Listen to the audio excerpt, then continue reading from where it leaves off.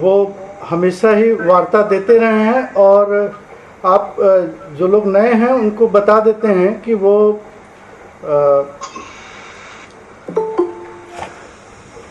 हृदय रोग, वो पेशे से डॉक्टर हैं, हृदय रोग विशेषज्ञ हैं, एक समाज सेवी हैं एवं सुल्तानपुर सेंटर केंद्र के शाखा के फाउंडर मेंबर भी हैं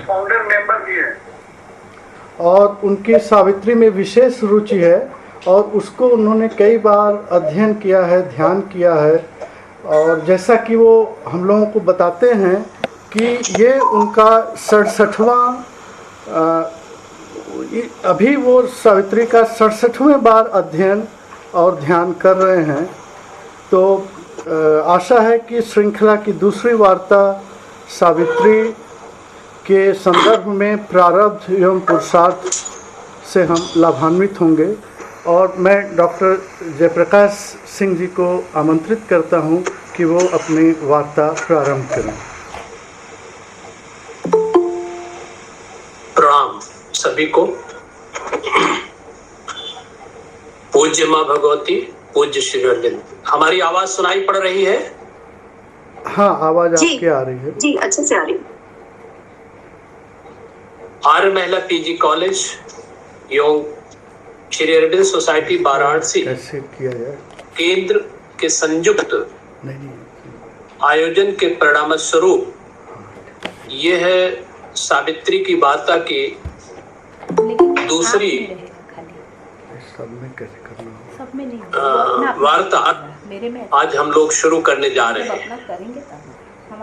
पहले भी आप लोग जानते हैं, हमने कहा भी है कि वाराणसी के बारे में श्री अरविंद ने कहा है कि यहाँ पर एक विशेष गुह्य स्पंदन है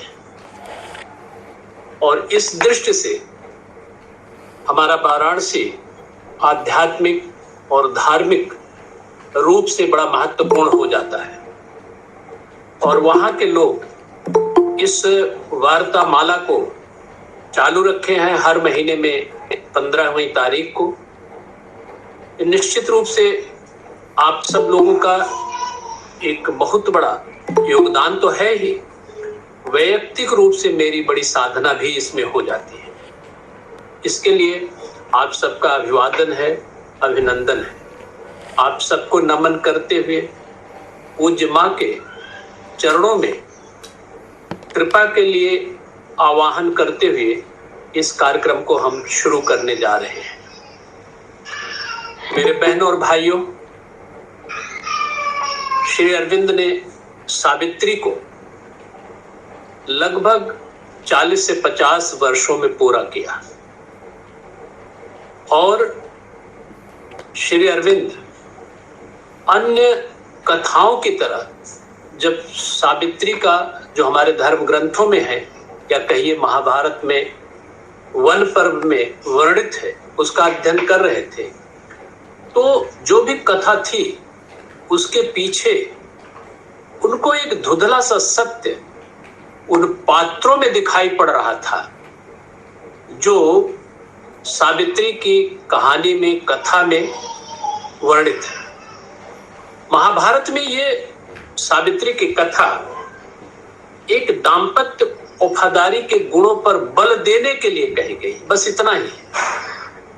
लेकिन सावित्री में जो श्री अरविंद ने वर्णित किया है, वर्णन किया है, वो उनके चरित्रों को, कैरेक्टर्स के नाम के आधार पर उन्होंने अनुभव किया कि इसमें कुछ एक बड़ा ही महत्वपूर्ण रहस्य है, जिसको उन्होंने अपनी साधना के जरिए उद्घाटित किया।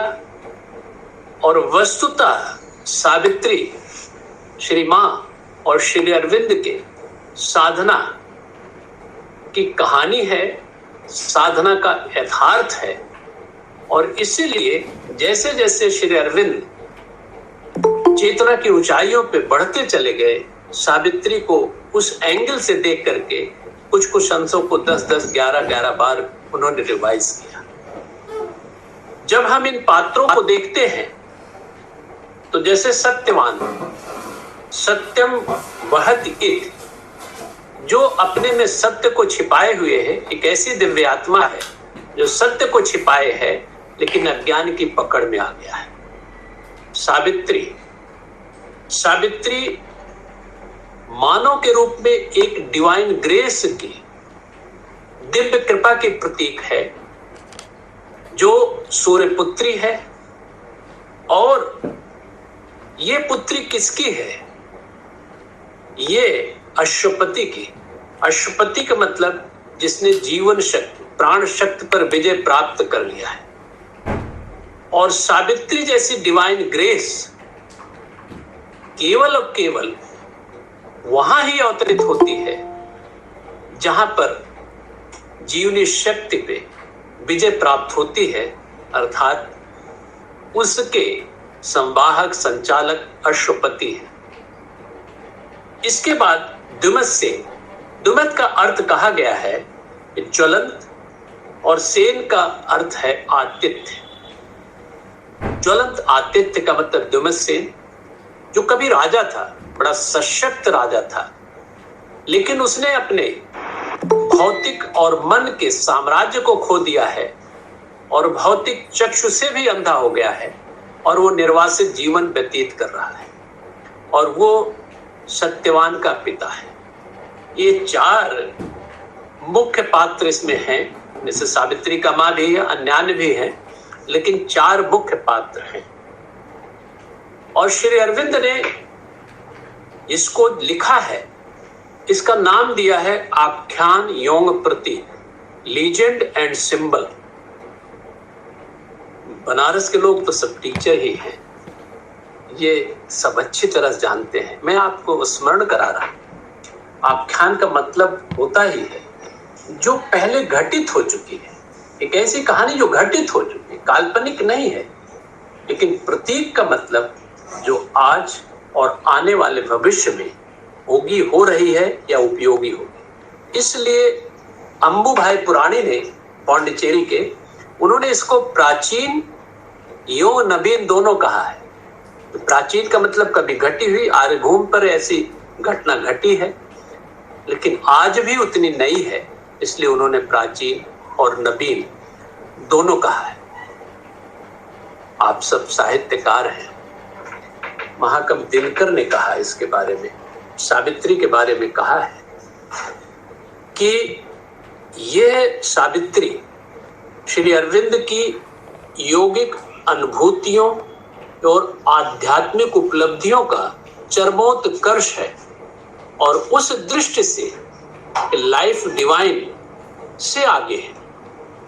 और उन्होंने कहा है कि यदि जगत का आध्यात्मिकरण होगा, और फिर उन्होंने कहा यह होकर के रहेगा, तो उस स्थिति में सावित्री का वही स्थान होगा जो आज गीता, वेद और उपनिषद का है। और ये भी उन्होंने कहा कि पश्चिम के लोग सावित्री को उतनी अच्छी तरह से नहीं पहचानते। कारण यह है कि जो ये यौगिक अनुभूतियां हैं, इनका व्याख्यायित करना एक काव्य के द्वारा ही संभव है, गद्य के द्वारा नहीं। इसलिए सावित्री एक काव्य का चरमोत्कर्ष भी है। मित्रों, ये सावित्री के बारे में थोड़ा सा बताना, मैं हर अपने वार्ता में बताऊंगा कि इसके महात्म्य को हम सब थोड़ा समझें और इसका अध्ययन करने की तरफ, अध्ययन की तरफ प्रेरित हो। कारण यह है कि आगे आने वाले समय की ये सावित्री वेद है, और इसको किसी ने 5वां वेद कहा है, किसी ने 7वां वेद कहा है। आज का जो विषय है वो प्रारब्ध एवं पुरुषार्थ। प्रारब्ध के बारे में हमारे जो शास्त्र कहते हैं उसको हम थोड़ा सा आपके सामने स्पर्श करेंगे कि जो भी हम काम करते हैं, काम के भी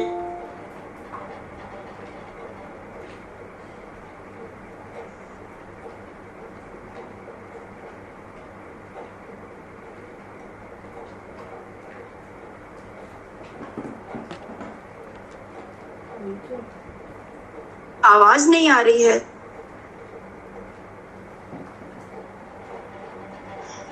आवाज नहीं आ रही है।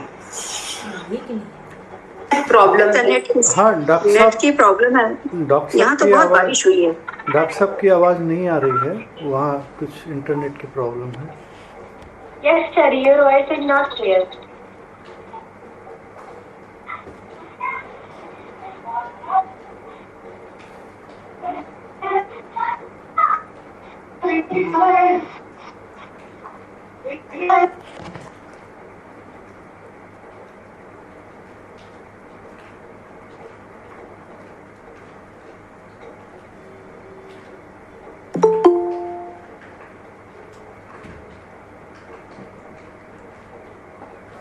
डॉक्टर साहब तो लेफ्ट हो गए। हाँ हाँ सर, दोबारा ज्वाइन कर लीजिए।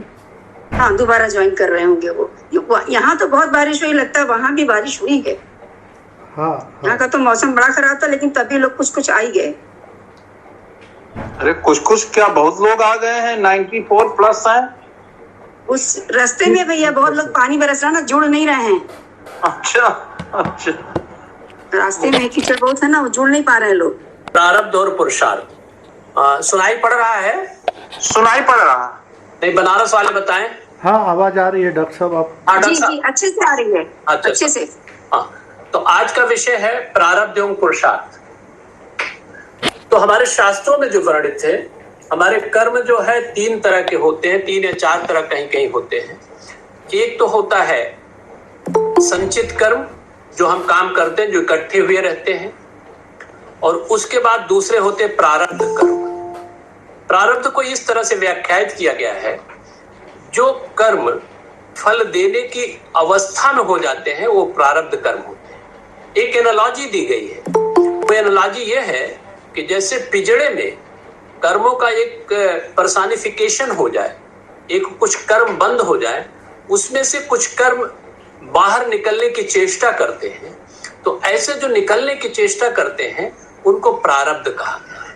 यानी कि फल देने की स्थिति में जो आ जाते हैं वही प्रारब्ध कर्म होते हैं। या दूसरा एग्जाम्पल ये दिया गया है कि धनुष से जब हम बाण को खींच करके मारते हैं तो धनुष का बाण जो छूटने की स्थिति होती है, वो जाकर के कहीं पे टारगेट करेगा, उसको प्रारब्ध कहते हैं। तो अब जो है ये प्रारब्ध, जिसको फेट सावित्री में कहा गया है, ये विषय पहला है उसका। और दूसरा है पुरुषार्थ, जिसको इंग्लिश में हम लोग सेल्फ एफर्ट कहते हैं। अब सावित्री के संदर्भ में इसको हम एक विशेष तरह से आज प्रस्तुत करने का प्रयास करेंगे। इसको खूब अच्छी तरह से गहराई से थोड़ा समझने की कोशिश कीजिएगा। इसके पहले थोड़ा सा कहानी पक्ष को हम देख लेते हैं। अश्वपति की पुत्री सावित्री है, जो डिवाइन ग्रेस है, और उसका जो जन्म हुआ, अवतरण हुआ है, वो इस तरह से हुआ है कि अश्वपति की साधना के परिणाम स्वरूप, जिसमें लिखा है कि ये उसके अभीप्सा, जो मानव जाति का एक प्रतिनिधि है, उसकी अभीप्सा के परिणाम स्वरूप सावित्री का जन्म होता है। और सावित्री का जो जन्म होता है, चूंकि एक अवतारी सत्ता है, वो उस तरह से होता है जैसे राम और कृष्ण का प्रकृति भी उसका स्वागत करती है।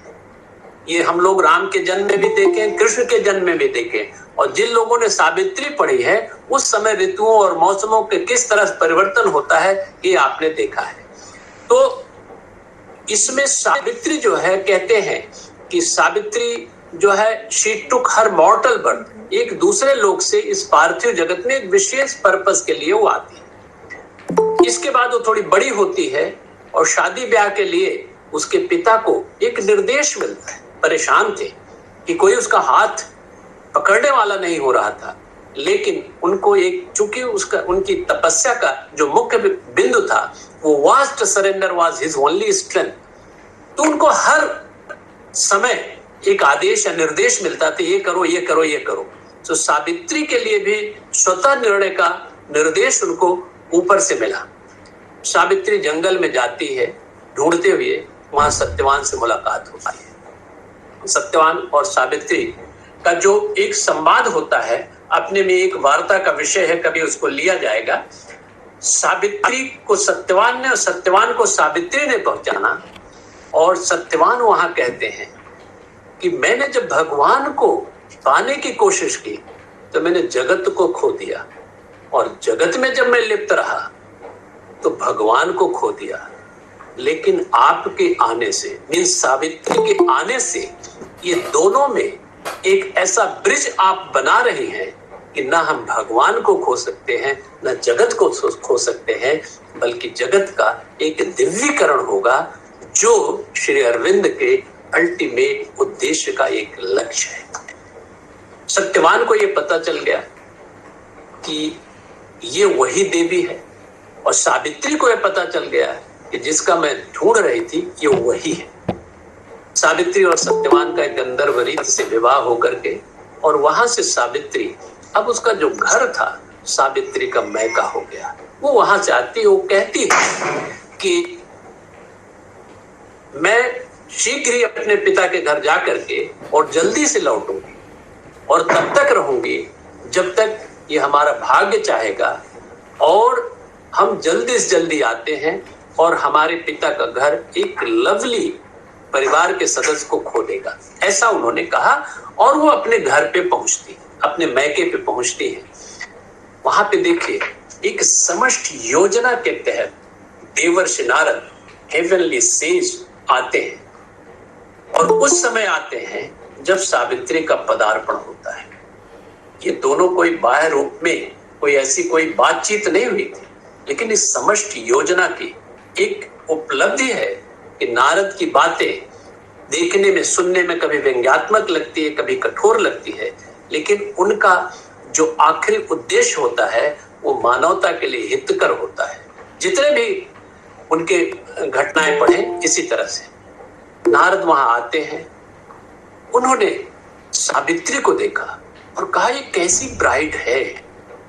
वो बड़े आकर्षित हुए, और इतना हल्का सा उन्होंने हिंट दिया कि इतनी सुंदर लड़की, क्या ये पार्थिव जगत इसको रख पाएगा, ऐसा कह करके। लेकिन आगे कुछ हो, उसी समय रुक जाते हैं। एक एनालॉजी दी जाती है, पहले भी हम लोगों ने पढ़ा है कि जैसे जब बिजली चमकती है तो चमकने के बाद एक बहुत तेजी गर्जना होती है। तो बिजली चमकने की बात तो उन्होंने कह दी, लेकिन उसके बाद रुक गए कि आगे हम कुछ नहीं बोलेंगे। लेकिन इस चीज को अश्वपति समझ गए। अश्वपति ने भी उनको इशारा किया कि डोंट टेल फर्दर, क्योंकि अभी सब लोग अज्ञान में हैं, इसको जानते नहीं हैं। इसके बाद नारद वहां पे आते हैं, और सावित्री वहां पहुंच चुकी है। कहानी को हम थोड़ा जल्दी कह करके हम अपने मंतव्य पर पहुंचेंगे। सावित्री वहां कहती है कि दुमतसेन के पुत्र, निर्वासित राजा दुमतसेन के पुत्र सत्यवान का मैंने वर्ण किया है, मैंने बुद्धि का नहीं हृदय का पक्ष लिया है। देखिए हृदय का मतलब क्या होता है? हृदय मन का वो कोमल स्थान जहां पे करुणा, भलाई, दिव्यता आदि वास करते हैं। भगवान का वास वास्तव में हृदय में होता है, मन में नहीं, क्योंकि वो हृदय ऐसा होना चाहिए। तो सावित्री ने कहा I have taken consent of my heart. और जब सत्यवान का नाम सुना तो यहीं से ये आज का विषय शुरू होता है। आप लोगों को ध्यान होगा कि सत्यवान के नाम के ऊपर एक काली छाया अश्वपति ने देखी। कुछ अनिष्ट की बात उन्हें पता चली, लेकिन उसके पीछे उन्होंने देखा कि एक चमकीला प्रकाश उसका पीछा कर रहा है। आफ्टर ऑल अश्वपति भौतिक और आध्यात्मिक ऊर्जा के केंद्र थे, उन्हें ये सब चीजें मालूम थी। उन्होंने कहा फिर कि जो आपने चुनाव किया अगर वही है तो ठीक है, और उसके आगे भी कुछ है तो और ठीक है। ध्यान रहे, अब इसमें देखिए जो काली छाया है उसको हम प्रारब्ध कह सकते हैं, क्योंकि यहाँ पे सावित्री के संदर्भ में वो विपरीतता लिए हुए है, वो प्रारब्ध हो गया। और जो चमकीला प्रकाश है जो उस प्रारब्ध को फेस करेगा और जीतेगा, वो उसका पुरुषार्थ है। इसलिए मैंने थोड़ी एनालॉजी इस तरह से ट्विस्ट किया है कि हम आप सब कर्म करते हैं, कर्म के परिणाम स्वरूप एक परिस्थिति बनती है, एक हमारा भाग्य बनता है। यहां कोई चॉइस नहीं है। हमने उस जन्म में कर्म किया, इस जन्म में जो भी प्रारब्ध बना उसमें हमारा कोई अब कुछ नहीं कर सकते, तो हो चुका। यहां पे कोई चॉइस नहीं है। चॉइस कहां है? हाउ टू फेस इट, ये सबकी अलग अलग होती है। सावित्री के सामने एक परिस्थिति है, इसको केवल थोड़े सावित्री पहचानती है, अश्वपति जानते हैं और नारद जानते हैं। लेकिन इन सब वार्तालापों में सावित्री की मां थोड़ी अलार्म हुई। उन्होंने कहा कि आपका आना नारद जी बहुत ही टाइम है, बच्चे के बारे में बताइए। अगर कोई कठिनाई भी हो तो आप जरूर बताइए, क्योंकि हम सक्षम हैं उसको दूर कर लेंगे। देखिए कि ये अज्ञानता बस उस रानी का, सावित्री का मां का अहंकार बोल रहा था हम पूरी तरह सक्षम है। सक्षम का मतलब यही नहीं भौतिक रूप से सक्षम ही सक्षम होता है, उसके लिए तो बहुत सारे फैक्टर्स होते हैं। लेकिन उन्होंने कहा, नारद बताना नहीं चाहते थे। नारद ने अल्टीमेटली उनको बताया कि सत्यवान बहुत अच्छा है, बहुत गुणी है, Veda knower of the unwritten book, ऋषियों जैसा उसका चेहरा है, बहुत ही खूबसूरत है, बहुत ही ज्ञानी। आज उन्होंने बताया और सावित्री के बारे में बताया कि विशेष उद्देश्य से आई है, ये किसी भी परिस्थिति को फेस कर लेगी, आदि आदि ये सब चला। इसके बाद सावित्री और नारद, अश्वपति, रानी का संवाद 2 कैंटोज में है, way of fate, word of fate and way of fate and problem of pain, जिसमें अल्टीमेटली सावित्री की मां कहती है आप अपना निर्णय बदल दो, क्योंकि वहां अब ये क्लियर हो गया, this is the day when Satyavan must die.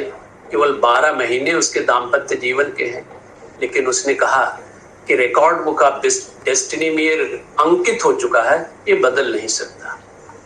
अगर मौत आती है, मैं जानती हूं कि मौत को कैसे फेस किया जाता है। This is the beauty of पुरुषार्थ। और सब उसके सामने निरुत्तर हो जाते हैं। यद्यपि नारद पूरी तरह बताते हैं कि जो सृष्टि की रचना हुई, इसमें बहुत सारे मास्टर बिल्डर्स होते हैं और सावित्री उन मास्टर बिल्डर्स में एक है।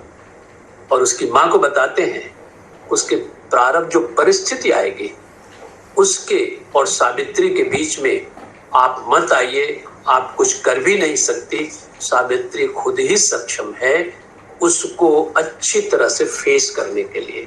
यहाँ पे 2 चैप्टर ये खत्म होते हैं। अब आती है सावित्री, अब अपने घर जाती है, मीन्स अपने सास ससुर और पति के घर जाती है। अब यहाँ पे ये तय हो गया कि 12वें महीने सावित्री के पति की डेथ निश्चित है, क्योंकि उसका प्रारब्ध है। अब उस पुरुषार्थ को किस तरह से वो पालित करे, किस तरह से वो अपने को शक्ति में परिणित करे कि उस विपरीत परिस्थिति को फेस कर ले, तो उसके लिए बुक 7 में 7 कैंटो है। और वो बस मैं स्पर्श करते हुए आगे बढ़ता हूं। पहला है Joy of union and four knowledge. उधर तो अपने पति के घर जा रही है, सास ससुर का सेवा करने का अवसर मिल रहा है, लेकिन उसके मन में ये बात है कि 12 महीने ही है, जिसमें कि डे बाय डे एक एक दिन कम हो रहा है। ये भी एप्रीहेंशन आता है कि अब इस समय तक सत्यवान रहेगा, उसके बाद वो नहीं रहेगा। लेकिन एक भारतीय नारी है, वो नारी कहती है कि सत्यवान जब तक साथ रहता है तब तक उसका वातावरण स्वर्ग का होता है। जब वो जंगल में जाता है तो उसका वातावरण स्वप्न का हो जाता है। वो अपने माता पिता यानी कि सास ससुर की सेवा भी करती है, एक सामान्य गृहिणी की तरह खूब मेहनत भी करती है, जबकि एक राजा की पुत्री है, शी इज क्वीन। तो वहां पे ऐसे चलता रहता है, रोज चलता रहता है। तो जॉय ऑफ यूनियन लेकिन ऑर्डियल ऑफ फोर नॉलेज, ये दोनों में एक द्वंद्व चलता है। लेकिन ये द्वंद्व जो है उसके लिए एक साधना बनती है, एक तपस्या बनती है, और वो अपने को तैयार करती है। लेकिन चूंकि उसका भी जो सावित्री की शक्ति जो है, उसका इंस्ट्रूमेंट जो है वो क्या है, सरेंडर ही है, समर्पण ही है। तो उसको फिर एक आदेश मिलता है, एक निर्देश मिलता है कि आप अपने सोल की सर्च करो। तो दूसरा कैंटो होता है parable of search of soul. Soul के खोज की कहानी अगले कैंटो में चल रही है। फिर इसके बाद वो आती है, अंतर्मुखी होती है, इनर कंट्रीज में प्रवेश करती है। ये तीसरे कैंटो में होता है। अब जब आगे और बढ़ती है तो वहां पे ट्रिपल सोल फोर्सेस से परिचय होता है, जिनको हम कहते हैं Madonna of sorrow, Madonna of power, Madonna of peace. जो अपने को सोल कहती है, लेकिन सावित्री जानती है कि आप सोल का एक पहलू है, पूरी तरह सोल नहीं है। फिर आगे बढ़ते हैं तो उसमें कहते हैं कि उसको फाइंडिंग ऑफ द सोल, यानी कि सोल की प्राप्ति या सोल रियलाइज कर लिया। लेकिन इतना ही नहीं, जब हम आध्यात्मिक यात्रा पे बढ़ते हैं, जब बहुत सारी कठिनाइयां आती हैं, वो कठिनाइयां एक तरह से भगवान द्वारा दिया हुआ एक प्रसाद समझना चाहिए कि जब आपके सामने कठिनाइयां आती है, तभी जो आप में चमक आती है, तभी तो आप जो है आगे पराक्रमी हो सकते हैं। राम के सामने अगर रावण नहीं होता, तो रावण के पराक्रम, राम के पराक्रम की अभिव्यक्ति न हो पाती। सावित्री के सामने भी विपरीतताएं आई है, और इतना ही नहीं, अगली विपरीतता क्या आती है, nirvana and all negative forces of absolute. जो नेगेटिव फोर्सेस हैं वो उसके सामने आती है, उसको जो है एक तरह से डिमोरलाइज करती है, अरे तुम कौन हो। लेकिन फिर उसको अंदर से या डिवाइन ग्रेस जो खुद ही है वो प्रेरित करती है कि आप गॉड एग्जिस्ट, आप ये ध्यान करो। वो ध्यान करती है, उसकी सारी विपरीतताएं खत्म हो जाती हैं, और लास्ट में जब उस अपने को व्यापक बना लेती है, इसका जो 7वां कैंटो है वो है discovery of cosmic spirit and cosmic consciousness. इतनी अवस्थाओं से इसी को इसीलिए बुक ऑफ योगा कहा गया है कि योगा के परिणाम स्वरूप सावित्री अपने को तैयार कर लेती है। किसके लिए? उस समय के लिए जब उसके पति की डेथ होती है, आखिरी दिन आ जाता है। सावित्री ने अपने माता पिता से कहा कि इतने दिन हो गए, जंगल के जो वातावरण है, वहां के फूल पौधे हैं, वहां के वृक्ष हैं, वहां के पशु पक्षी हैं, उनको मैंने नहीं देखे ठीक से। मैं जाना चाहती हूँ सत्यवान के साथ। माता पिता इतने भावुक हुए, इतने ज्यादा प्रभावित थे उससे कि तुमने कभी कुछ मांगा नहीं, और अगर आज जाना चाहती हो तो जो तुम्हारी इच्छा कहे वो करो। सावित्री ने सत्यवान का हाथ पकड़ा, दोनों पैदल चलते हुए या जैसे भी चल रहे हैं, सत्यवान भी कुछ भजन गाते हुए, अच्छी अच्छी बातें सुनाते हुए चल रहा है।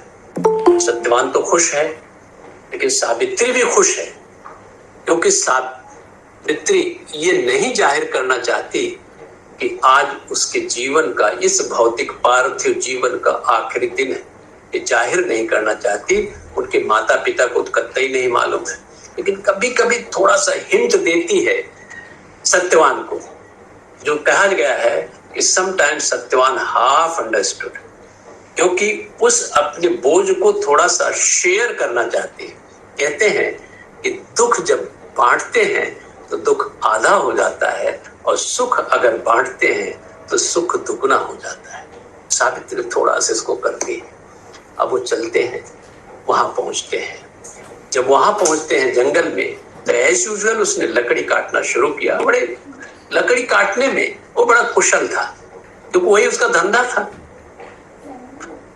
लेकिन एक बार ऐसा हुआ कि लकड़ी काटते समय उसको एक बड़ी जबरदस्त पीड़ा, एक असह्य पीड़ा। उसने कहा, सावित्री मुझको पकड़ लो। कारण यह है, ऐसा लगता है कि जब मैं पेड़ को काट रहा हूं तो पेड़ जैसा महसूस करता हुआ होगा, वैसे मैं महसूस कर रहा हूं। लेकिन वो पेन वैनिश हो गया, खत्म हो गया। फिर उसके बाद जब आखिरी घड़ी आती है तो सावित्री से वो बहुत ही भावुक होकर के कहता है कि सावित्री, सावित्री, ओ सावित्री, जरा मुझको किस करो, शायद मृत्यु मेरी टल जाए। सावित्री ने किस भी किया, पकड़ा भी, लेकिन मृत्यु तो आनी थी, आ गई, क्योंकि उसके प्रारब्ध में था। This is the day when Satyavan must die.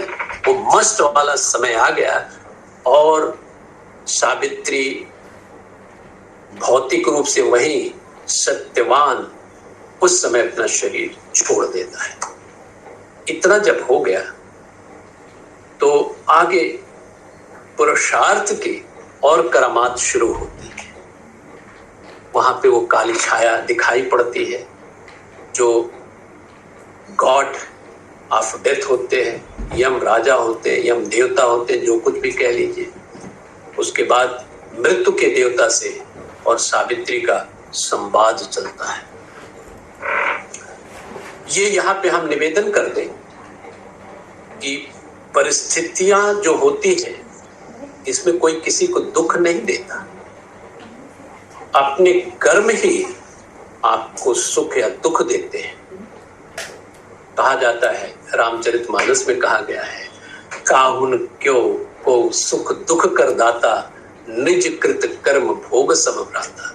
बहुत बढ़िया बात है कि जब निषाद राज ने लक्ष्मण जी से कहा था कि इनके साथ ऐसा कैसे हो गया, कैसे ऐसी गड़बड़ी हो गई, आप जानते हैं लक्ष्मण ने कहा था कि काहुन को सुख दुख कर दाता, निज कृत कर्म भोग सब भ्राता। इसी एक लाइन पे आधी चौपाई से पूरी लक्ष्मण गीता बन गई है। और एक दूसरा उदाहरण देकर के फिर मैं इसी पे आता हूं, चीजों को बहुत थोड़ा इंटरेस्टिंग बनाने के लिए, क्योंकि रामचरितमानस तो हम लोगों का घर घर का ग्रंथ है। जब रामचंद्र जी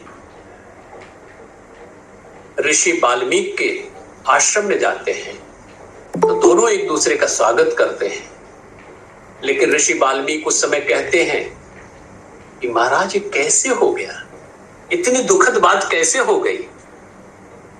तो रामचंद्र जी ने एक समता का भाव अभिव्यक्त करते हुए कहा कि महाराज लगता है मेरे बड़े जबरदस्त पुण्य रहे। पुण्य एक सामान्य भाषा में राम के साथ बड़ी ट्रेजेडी हुई कि जहां पे उनको अयोध्या का राज मिल रहा था, तुरंत जंगल का राज ऑफर हो गया। तो उन्होंने कहा कि ऐसी घटना होने से कैकेयी माता के जो वरदान मिलने थे वो मिल गए। पिताजी की जो वचन, प्राण जाए पर वचन न जाए, उनके वचन पूरे हो गए। कल ये तो सब ठीक हो गया, लेकिन आपको और भरत को, कहले भरत को, भरत जैसा राजा अयोध्या को मिल गया, अयोध्या का सौभाग्य है। कहले आपको, कहले मुझको आप जैसे ऋषियों मुनियों के दर्शन का सौभाग्य मिल गया। देखिए विपरीतताओं को कैसे एक सकारात्मकता के द्वारा एक अच्छे भाव में, अच्छे वातावरण में पैदा कर देते हैं। अवतारों का यही काम है। आप देखें सावित्री में लिखा है कि जितने भी अवतारी लोग होते हैं वो जब पार्थिव जगत में ये मानवीय चोले में आते हैं उनको बहुत दुखों का सामना पड़ता है, क्योंकि ये जो मानव है he or she is in love with his or her ignorance से आसक्त होता है। रामचंद्र जी ऐसा कह करके एक समता का भाव और विपरीतताओं को बिल्कुल नकार देते हैं। सावित्री के सामने ये स्थिति आती है और सावित्री को एक नए डॉन की तरफ बढ़ना है। इतना ही नहीं कि मृत्यु का सामना करना पड़ता है, एक नए डॉन की तरफ बढ़ना है, नई उषा की तरफ बढ़ना है, और वो अपने पुरुषार्थ से करती है। और वो पुरुषार्थ कैसा पुरुषार्थ है जिसमें डिवाइन की ग्रेस जब रहती है, तो ऐसा पुरुषार्थ में 4 चांद लगता है। मनुष्य अपने बल से नहीं करता, बल्कि डिवाइन की फोर्स उसके साथ जब जुड़ जाती है, तो मूलतः ये डिवाइन फोर्स ही सब काम करती है। हम लोग एक इंस्ट्रूमेंट बन जाते हैं। सावित्री और मृत्यु देवता का संवाद होता है। तमाम तरह के पक्ष विपक्ष की बातें होती हैं। मृत्यु देवता ने उनको तरह तरह से प्रलोभन दिया, तरह तरह से भय दिखाया कि तुम इस क्षेत्र में जो आ रही हो, ये मनुष्य के लिए नहीं है। और वो कहती तुम्हारा प्रेम क्या है? ये प्रेम तो हाड़ मांस का प्रेम है। लेकिन सावित्री कहती है, no, my love is divine love, it comes from the divine and goes to divine. इसीलिए कहते हैं कि सावित्री जो है, she is embodiment of divine love. वो दिव्य प्रेम की एक पराकाष्ठा को प्राप्त करने वाली, अचीव करने वाली एक देवी है, एक महिला है। और वो कहती है, मृत्यु देवता से कहती है, your love slays, my love saves. और तुम अपने यहां तमाम तरह की बातें कहते हैं, वो जो आज का विषय नहीं है, लेकिन कहते कहते कहते कहते अंत में मृत्यु देवता को मजबूर होना पड़ा कि आप आखिर में है कौन। तो उन्होंने कहा पता चल जाएगा। अंत में श्री जो सावित्री है, वो साक्षात अपने देवी रूप में आती हैं, और साक्षात अपने देवी रूप में आकर के वो मृत्यु देवता को एक तरह से कहती हैं कि आप भी गॉड हैं, लेकिन मृत्यु का एक चोला पहने हुए, और मौजूदा अज्ञान की स्थिति में मृत्यु की आवश्यकता है। वो डोर टू मॉर्टलिटी है। जब ये शरीर आत्मा के लिए या साइकिक के लिए जब उपयुक्त नहीं होता, तो शरीर छोड़ना ही पड़ता है, और छोड़ने का माध्यम केवल एक है, वो मृत्यु है। अभी इसकी आवश्यकता है, लेकिन होते होते होते होते जब अंत में मृत्यु देवता को उनकी असलियत पता चल गई, तो उन्होंने सरेंडर कर दिया। सत्यवान जीवित होते हैं, सावित्री और सत्यवान अकेले होते हैं। लेकिन फिर देखिए, ये पुरुषार्थ कैसा पुरुषार्थ है कि फिर उनके सामने डिवाइन पावर आती है और उनको फिर प्रलोभन करती है, तुम क्यों जमीन में ये पार्थिव जगत में पड़ रही? अरे आओ, जहां से आई है वहीं चली चलो।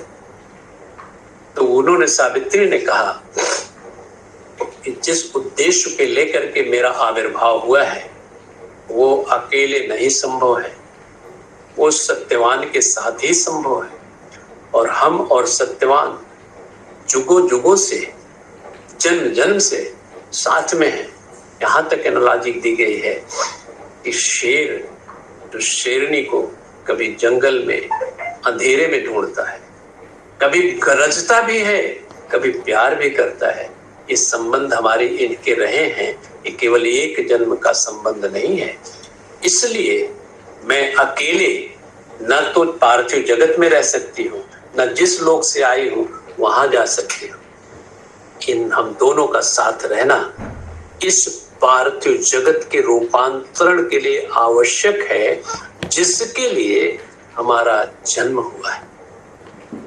अब ये स्थिति हो जाती है, तो ऐसे में सावित्री और सत्यवान जब एक जगह हो जाते हैं, सावित्री और सत्यवान में भी थोड़ा संवाद होता है, और अंत में जो पावर उसको प्रलोभन दे रही थी जिंदा होने के बाद, वो प्रलोभन भी खत्म होता है।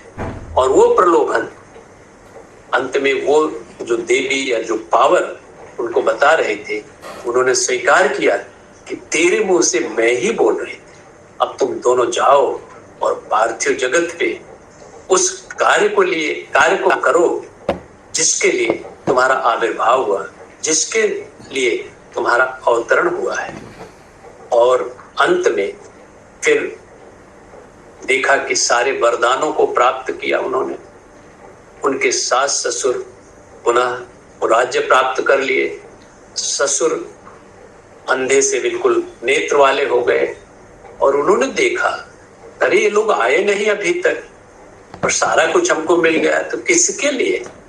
वहां पे आकर के वो सत्यवान को डांटते हैं, लेकिन सत्यवान कहते हैं कि सब कुछ इनकी वजह से, मीन सावित्री की वजह से है। और सावित्री कहती है कि यद्यपि हर चीज चेंज हो गई लेकिन फिर भी वैसी की वैसी है। उसमें से कोई जानकार था, उसने कहा कि सावित्री में मिरेकुलस चेंज हुआ है, यदि ये तो वैसी नहीं है, लेकिन फिर भी सावित्री कहती है मैं वैसी है।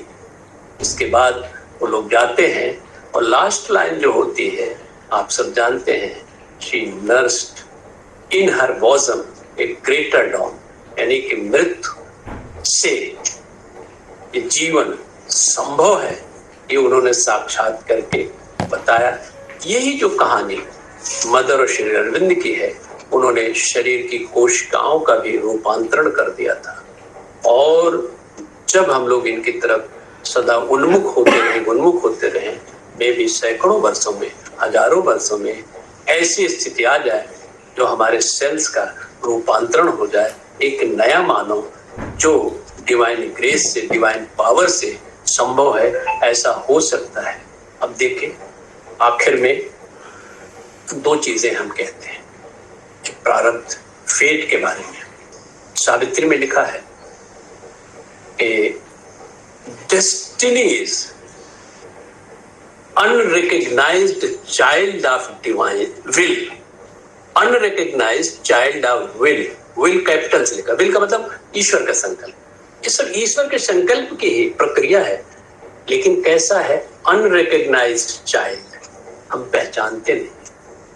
लेकिन सावित्री के संदर्भ में अशुपति जो आध्यात्मिक ज्ञान और प्राणिक शक्ति का धनी था, उस पर विजय प्राप्त की थी, उनको मालूम था। नारद तो खैर हेवेनली सेज थे, उनको मालूम ही था। लेकिन दूसरी चीज फेट के बारे में कहा गया है सावित्री में, fate is the truth working in ignorance. अब ध्यान रहे, फेट भी ट्रुथ है। देखिए ये सब जैसे हम लोग कहते हैं मनुष्य अपने भाग्य का निर्माता है, कोई कहता है वो जो भाग्य में होता वही होता है, एब्सोल्यूट ट्रुथ नहीं है, ये पार्शियल ट्रुथ है। एक पर्टिकुलर चेतना के स्तर पर दोनों सही है, लेकिन अगर हम उस चेतना से ऊपर उठ जाते हैं तो जो हमारा भाग्य होता है वो बदल जाता है। प्रश्न आता है कई बार, क्या भाग्य बदला जा सकता है? एक जिस लेवल पे आप हैं उसमें भाग्य है, लेकिन आप दूसरे चेतना के स्तर पे पहुंच गए तो फिर वो भाग्य खत्म हो जाता है, ऐसा संभव है। इसलिए मनुष्य अपने भाग्य का निर्माता है, यहाँ बातें सही होती है। और जब हम इग्नोरेंस की अवस्था में है तो जो भाग्य में होता वो होता है। सावित्री के सामने परिस्थिति आई, उसके भाग्य में था, लेकिन वो चूंकि चेतना की इतनी ऊंचाई पे पहुंच चुकी थी, उसने अपने भाग्य को बदल दिया। जो मृत्यु होनी थी, मृत्यु हुई, लेकिन उस मृत्यु को उन्होंने अमरत्व में बदल दिया। तो ये है आज के उसका पुरुषार्थ, और ये भाग्य, प्रारब्ध और पुरुषार्थ। थोड़ा सा ये आज मैंने थोड़े से एक सलीके से जो समझ में आया वो हमने आपके सामने प्रस्तुत किया। निश्चित रूप से हम सब आपको बहुत ही आभार व्यक्त करते हैं। मुझे लगता है कि आज की जो गैदरिंग थी one of the largest gathering होगी, if not the largest but may be second to none. इसके लिए मैं वाराणसी सेंटर आर महिला पीजी कॉलेज और हमारे जितने परिवार के सदस्य हैं, नॉन मेंबर्स हैं, सबके प्रति आभार व्यक्त करते हुए अपनी वाणी को विराम देता हूँ। बहुत बहुत धन्यवाद। बहुत बहुत धन्यवाद डॉक्टर साहब।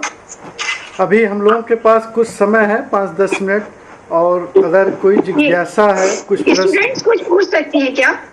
हाँ, कोई भी प्रश्न कर सकते बताएं हैं। भी, केवल पूछना नहीं अलाउ है, बताना भी, क्योंकि हमको भी कुछ सीखना है। तो अभी तो स्टूडेंट्स हैं, बच्चों, छात्राओं, अगर तुमको कुछ पूछना है तो पूछ लो, अच्छा मौका है। तिवारी जी जुड़े हैं। नमस्कार तिवारी जी। तिवारी जी नमस्कार। हाँ, कोई छात्रा यदि पूछना चाहती तो पूछ सकती है। हेलो, 5 मिनट समय है बच्चों केवल। Good evening sir. Good evening. Sir मैं एक क्वेश्चन पूछना चाहती हूँ सर। वो भगवान होकर भाग्य बदल दी, हम लोग नॉर्मल इंसान भी कुछ ऐसा कर सकते हैं सर जिससे हमारा भी भाग्य बदल जाए, वैसा कुछ सर? प्रश्न है, बस इतना है ना? Yes sir. हाँ देखो बेटा, ऐसा है कि आप अपने को इंसान न समझिए, तब भगवान है। कहते हैं ना कि ह्यूमन इज, सावित्री ने लिखा, मैं अपने बात नहीं कह रहा, human is fluid sketch of soul. तत्वतः सोल है आप। और सोल क्या है? डिवाइन की, परमात्मा की चिंगारी स्फुलिंग है जो आप हैं, लेकिन अज्ञान जनित अवस्था में हम पहचानते नहीं, उसीलिए साधना करनी पड़ती है। और आप देखिए, इसको कल भौतिक तरीके से देख ले, भौतिक तरीके से देखे, मैं सावित्री के लेवल पे नहीं जा रहा हूं। सावित्री जैसी स्थिति एक सामान्य महिला के सामने आती है तो क्या सोचेगा? वो सोचेगा कहना क्या है? अरे जब 3 से 65वें दिन मरना है तो आज ही भूसा खा के क्यों न मरने? पूर्वी उसमें यही कहा जाता है। लेकिन दूसरी स्थिति ये भी हो सकती है कि डिप्रेशन में चला जाए, कोई क्या नाम का आत्महत्या कर ले। लेकिन ऐसे भी लोग होते हैं कि इस विपरीतता को एक अवसर बनाते हैं और अवसर बना करके एक अपने को एक सशक्त करते हैं। और वो सशक्तिकरण जो होता है वो आपका पुरुषार्थ है, आप कर सकते हैं। लेकिन अगर आप इतना न समझिए, जैसे हमने राम का एग्जाम्पल दिया, आप राम रावण के युद्ध को न समझिए, लेकिन अपने जीवन में विपरीतताओं और अनुकूलताओं दोनों परिस्थितियों में एक समभाव रख सकते हैं कि नहीं? आपने देखा, समत्त योग कहते हैं ना, योगस्था कुरकर्माणि संगम त्यक्त्वा धनंजय सिद्ध सिद्धियो समो भूत्वा समत्वम योग उच्यते। अध्याय 2 में है ये 48वां श्लोक। तो ये आप करने का अभ्यास करेंगे तो इसके लिए आपको अवतार होने की आवश्यकता नहीं है, बल्कि बेसिकली आप भगवान ही हैं। तो इस अपने दिव्यता को पहचानिए, इस पे अभ्यास करिए। You can do anything and everything. और कोई जिज्ञासा या प्रश्न? 2 मिनट और है।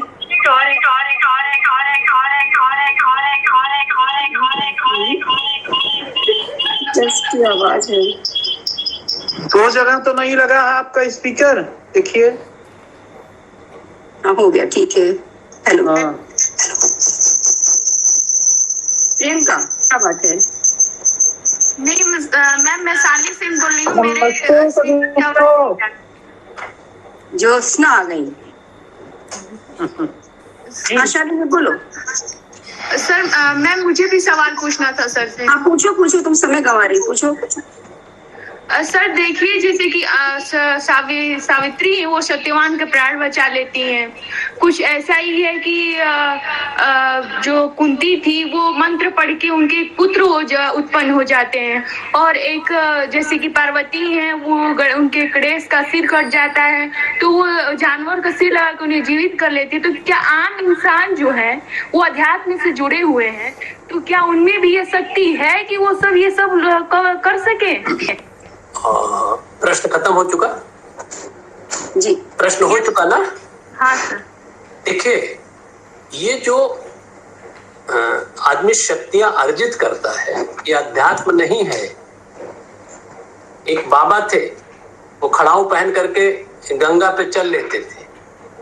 शायद रामकृष्ण परमहंस या किसी ने से पूछा उन्होंने कि आपने क्या किया, आप गंगा पे चल लेंगे? तो रामकृष्ण परमहंस ने कहा कि एक शक्ति आपने अर्जित कर ली, गंगा पे आप खड़ाऊ पहन के चल लेते हैं, इससे मानवता का कौन सा कल्याण हो जाएगा? ये संभव है। कारण ये है कि ये अपने वेद में तमाम तरह की विद्या है, ये संभव होता है, लेकिन उस विद्या के जानकार बहुत कम है। लेकिन हमारे जीवन का उद्देश्य ये नहीं है, चमत्कार दिखाना नहीं है, बल्कि हमें उस भगवान से जुड़ने की एक कला या अभ्यास विकसित करना चाहिए। वो इम्पोर्टेंट है, बजाय इसके कि हम चमत्कार करें। वो देवी जी, देखिए वो सब चीजें जो होती हैं, अगर जो पार्वती का आपने कहा, कुंती कहा, ये आज के जमाने में किसी जमाने में सांकेतिक है, ये प्रतीकात्मक है, लेकिन ये संभव है। जैसे श्री अरविंद के बारे में अगर मैं बताऊं, आपने पढ़ा है कि नहीं पढ़ा, कि भौतिक रूप से वो पौंडीचेरी में रहते थे, माँ पौंडीचेरी में रहती थी, लेकिन दूसरी विश्व युद्ध के रूप में वो सूक्ष्म शरीर से कई लोगों की जान बचाई दूसरे देशों में। तब हमारे बौद्धिक स्तर पे चीजें तो बड़ी चमत्कारी लगती हैं, लेकिन वो भी विद्या है, वो भी उन्होंने साधना करके, लेकिन इन सब चीजों को कभी उन्होंने एनकरेज नहीं किया है। हम लोग इन्हीं सब चीजों से, चमत्कारों से ही प्रभावित होते हैं। नहीं, आप आगे बढ़िए, भगवान से जुड़िए। आप जो भी कर्म कर रहे हैं, उस कर्म के जरिए आप अपने को आगे बढ़ाइए, डिवाइन ग्रेस प्राप्त करके और डिविनिटी की तरफ बढ़िए। ये हमारे जीवन का उद्देश्य होना चाहिए। लेकिन वो भी सब विद्या है। अगर हम मंत्र पढ़ करके कोई चीज मार देते कहीं पे, संभव है। रिद्धियां सिद्धियां संभव है। हनुमान जी रिद्धियों सिद्धियों के देवता थे, गणेश जी रिद्धियों सिद्धियों के देवता थे। ये संभव है, लेकिन हम उसको जानते नहीं और इसकी कोई जरूरत भी नहीं जानने की। लेकिन हम एक मानव हैं, मानव हम इस तरह से जुड़े कि अनंत की यात्री बन जाए और भगवान की तरफ उन्मुख हो, और भगवान ही सब कुछ करता है, हम एक इंस्ट्रूमेंट बन जाए। अभी इतने वो भी संभव है, सबके लिए नहीं। अब कोई एमबीबीएस में अगर एमबीबीएस कर रहा है, कोई ये कहे क्या हम कर सकते हैं? अरे भाई, वो साधना करो, मेहनत करो, कर सकते, वो संभव है। तो सर भक्ति से लोग क्यों जुड़े हुए हैं? आस्था से क्यों जुड़े? हाँ जी जी सर, आस्था से तब क्यों जुड़े हुए हैं लोग? भगवान के क्यों मानते हैं, क्यों पूछते हैं? आखिर कुछ तो अभिलाषाएं हैं ना भगवान से। देखो, ऐसा है कि एक, चाहे भगवान का नियम हो, चाहे प्रकृति का नियम हो, कोई भी सत्ता, कोई भी व्यक्ति अपने स्रोत से जुड़ता है, और हम सब जुड़ेंगे, चाहे इस जन्म में चाहे उस जन्म में, वो होना है। क्योंकि हमारी ओरिजिन क्या है? वो डिवाइन है। हम डिवाइन की अभिव्यक्ति है। जैसे कहते हैं अपने पूर्वी उत्तर प्रदेश में, जौने काट के बोकला वही लागत है। वो हमारा स्रोत है, वो हमारा स्रोत है, इसलिए हम उसकी तरफ उन्मुख होते हैं। और देखो, मनुष्य के बारे में कहा जाता है कि सबसे असंतुष्ट प्राणी इस सृष्टि में मनुष्य ही है। देवता लोग अपने स्प्लेंडर से मस्त रहते हैं, देवताओं की प्रगति नहीं होती। जानवर अपने इंस्टिंक्ट में, उनको खाना पीना मिल गया, बस, उससे आगे कुछ नहीं। ये मनुष्य ही, वो कल की बात भी सोचता है कि हमको ये मिल जाए, वो मिल जाए, वो मिल जाए। क्यों? क्योंकि मनुष्य में कुछ ऐसा है जिसको चाहता है, वो सारे भौतिक उपलब्धियों के बावजूद भी असंतुष्ट रहता है। क्यों? क्योंकि सुप्रीम को प्राप्त करने की इनहेरेंट टेंडेंसी है उसमें।